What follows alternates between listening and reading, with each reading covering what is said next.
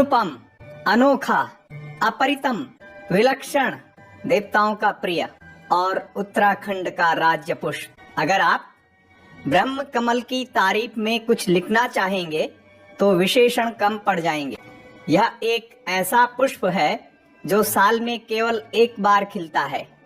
एक ऐसा पुष्प जो अपनी बिरादरी के अन्य फूलों से विपरीत सूर्यास्त के बाद खिलकर अपने सौंदर्य और सुगंध से पूरे वातावरण को मदहोश कर देता है।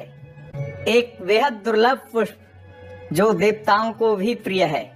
ब्रह्म कमल हिमालय में फूलों का राजा है, क्योंकि भारत में इसकी जो 61 प्रजातियां पाई जाती हैं, उनमें से अकेली 58 हिमालय में मिलती हैं। हिमालय के अलावा यह फूल उत्तरी म्यांमार और दक्षिण पश्चिम चीन में भी पाया जाता है। उत्तराखंड में यह फूल कई स्थानों पर मिलता है, लेकिन फूलों की घाटी केदारनाथ, हेमकुंड, रूपकुंड, पिंडारी, चिफला आदि जगहों पर आप आसानी से इस दिव्य फूल के दर्शन कर सकते हैं।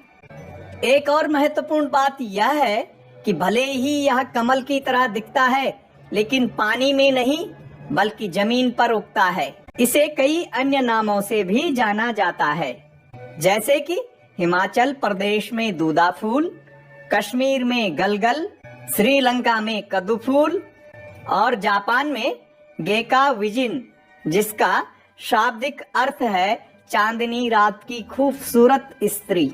इसका वानस्पतिक नाम साउसूरिया ओबुआलाटा है। वैसे कुछ लोग यह भी दावा करते हैं कि रात में खिलने वाला ऑर्किड कैक्टस प्रजाति का फूल, जिसका नाम इप्पीफिलम ऑक्सीपेटालम है, वह असल में ब्रह्म कमल है।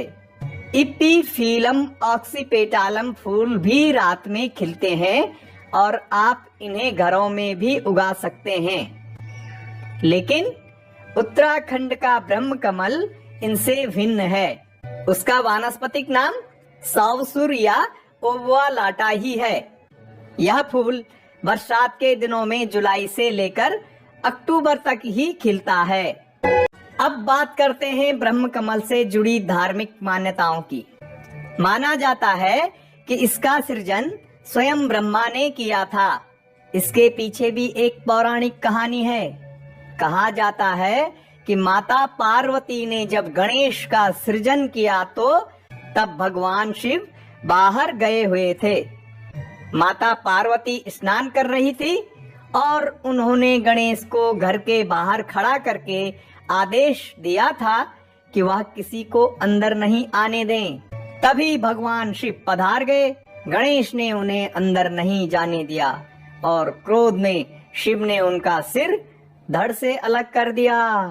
माता पार्वती के आने के बाद उन्हें असलियत का पता चला।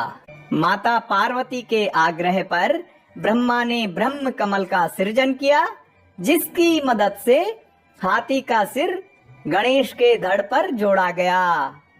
यह भी कहा जाता है कि जब भगवान विष्णु हिमालय क्षेत्र में आए थे तो उन्होंने भगवान शिव को 1000 ब्रह्म कमल चढ़ाए थे।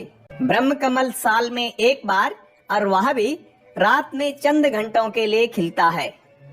कहा जाता है कि जो भी व्यक्ति इसे खिलता हुआ देखता है, उसकी मनोकामना पूरी होती है। कहने का मतलब है कि ब्रह्म कमल को खिलता हुआ देखना बेहद पुण्य माना जाता है। बद्रीनाथ और केदारनाथ सहित उत्तराखंड के कई मंदिरों में इस फूल को चढ़ाने का बड़ा महत्व माना जाता है। इससे ब्रह्म कमल के अस्तित्व पर भी खतरा मंडरा रहा है, क्योंकि चढ़ावे के लिए इसका बद्रीनाथ और केदारनाथ क्षेत्र में अंधाधुंध दोहन किया जाता है। हेमकुंड साहिब में भी इसका दोहन हो रहा है। पर्यावरण में आ रहे बदलावों का भी ब्रह्म कमल पर विपरीत प्रभाव पड़ रहा है। ब्रह्म कमल मां नंदा देवी का भी प्रिय पुष्प है। नंदाष्टमी के समय इसे तोड़ा जाता है, लेकिन इसमें भी नियमों का पालन करना पड़ता है।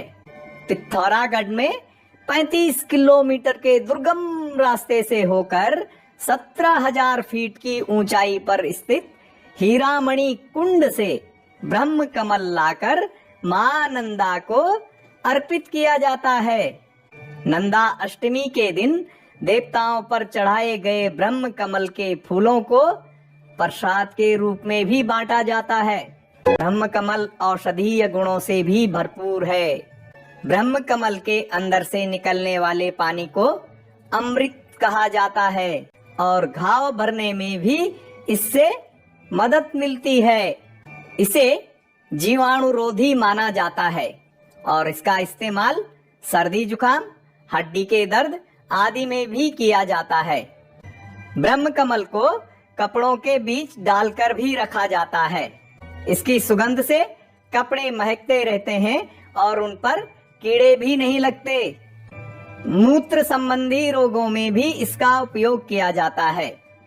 भोटिया जनजाति के लोग तो इसे अपने घरों में लटका कर रखते हैं क्योंकि उनका मानना है कि यह बीमारियों को आने से रोकता है। यह जलोदर रोग को दूर करने में भी उपयोगी है। यह थी ब्रह्म कमल के बारे में जानकारी। आपको कैसी लगी जरूर बताएं और लाइक व शेयर करना नहीं भूलें।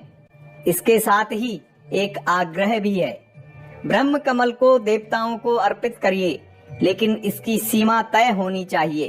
अगर इसको बचाए रखने के प्रयास नहीं किए गए तो उत्तराखंड का राज्य पुष्प विलुप्त होने की कगार पर पहुंच सकता है। तब आप इसे देवकोप कहेंगे, लेकिन इसके लिए बचाव के उपाय अभी से शुरू कर देने चाहिए।